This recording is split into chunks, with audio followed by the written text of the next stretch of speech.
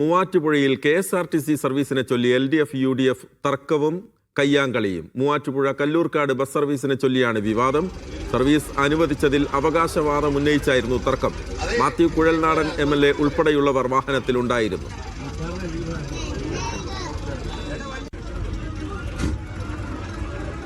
ഒരു ബസ്സിന്റെ ഈ എയർ ഹോൾ അടച്ച് കെട്ടുക എന്ന് പറഞ്ഞാൽ KSRTC-ക്കാർ തന്നെ പറഞ്ഞു. അപ്പൊ അങ്ങനെ ഒരു സാഹചര്യത്തിൽ ഇപ്പൊ ദീർഘമായിട്ട് പോകുന്ന സമയത്ത് അത് ആവശ്യമില്ല എന്ന് പറഞ്ഞതിന്റെ പേരിൽ അവിടെ ഒരു രാഷ്ട്രീയവൽക്കരിക്കാനും ഇത് ആരുടെ നേട്ടമാണെന്ന് ഇതുപോലത്തെ കൊച്ചു കാര്യങ്ങൾക്ക് വേണ്ടി ഇതുപോലുള്ള കടിപിടി കൂട്ടുന്ന അല്ലെങ്കിൽ ഇതുപോലെ നിസ്സാരമായി പ്രവർത്തിക്കുന്ന ആളുകളെ വങ്ങേറ്റം പുച്ഛത്തോടു കൂടി ഇതിനെ കാണത്തുള്ളൂ. ഇതൊന്നും രാഷ്ട്രീയ പ്രവർത്തനമല്ല, ഇതൊന്നും അല്ല രാഷ്ട്രീയ പ്രവർത്തനം. രാഷ്ട്രീയ പ്രവർത്തനം ജനങ്ങളെ സേവിക്കുന്ന, ജനങ്ങളുമായി ബന്ധപ്പെട്ട കാര്യങ്ങൾ ചെയ്യുന്നതിലാണ്. അല്ലാണ്ട് ഇതാണ് രാഷ്ട്രീയം എന്ന് എനിക്ക് തോന്നുന്നില്ല. വളരെ നിർഭാഗ്യകരമായ ഒരു നിലപാടാണ് ഈ കാര്യത്തിൽ CPM സ്വീകരിച്ചത്.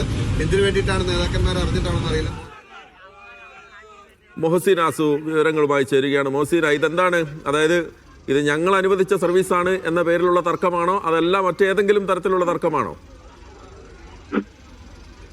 മഹേഷ്, ഈ സർവീസ് അനുവദിച്ചതുമായി ബന്ധപ്പെട്ടുള്ള തർക്കമല്ല. അതായത് സംഭവിച്ചത് ഇത് മൂവാറ്റുപുഴയിൽ നിന്ന് തൊടുപുഴയ്ക്ക് കല്ലൂർക്കാട് വഴി ആരംഭിച്ച KSRTC സർവീസ് രണ്ടാം കോട്ടക്കവലയിൽ എത്തിയപ്പോഴാണ് ഇത്തരത്തിലുള്ള പ്രശ്നങ്ങൾക്ക് തുടക്കമായത്.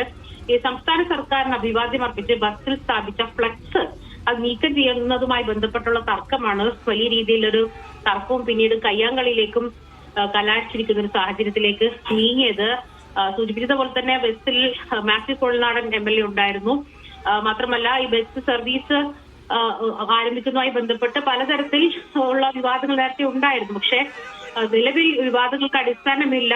താൻ MLA ആണെന്നറിയാം, സംസ്ഥാന സർക്കാരാണ് ഇത് അനുവദിച്ചതെന്നറിയാം. പിന്നീട് എന്തിനാണ് ഇത്തരത്തിലുള്ള ഫ്ലക്സ് എയർ ഹോള് മറയ്ക്കുന്ന രീതിയിൽ ഫ്ലക്സ് വെച്ചത് കൊണ്ടാണ് ഇത്തരത്തിൽ അത് നീക്കണമെന്ന് ആവശ്യം UDF പ്രവർത്തകർ ഉന്നയിച്ചത്. പിന്നീട് അത് വലിയ രീതിയിൽ അത് രാഷ്ട്രീയ വിവാദമാക്കി മാറ്റാനുള്ള ശ്രമമാണ് നടന്നത്. അതായത് അന്തസ്സില്ലാത്ത രാഷ്ട്രീയം കളിക്കാനാണ് LDF പ്രവർത്തകർ ശ്രമിച്ചതെന്നുള്ള ആരോപണമാണ് പിന്നീട് UDF ഉന്നയിച്ചിരിക്കുന്നത്. എന്താണെങ്കിലും ഇപ്പോൾ തർക്കമൊക്കെ പരിഹാരമായിട്ടുണ്ട് എന്നാണ് മനസ്സിലാക്കുന്നത്.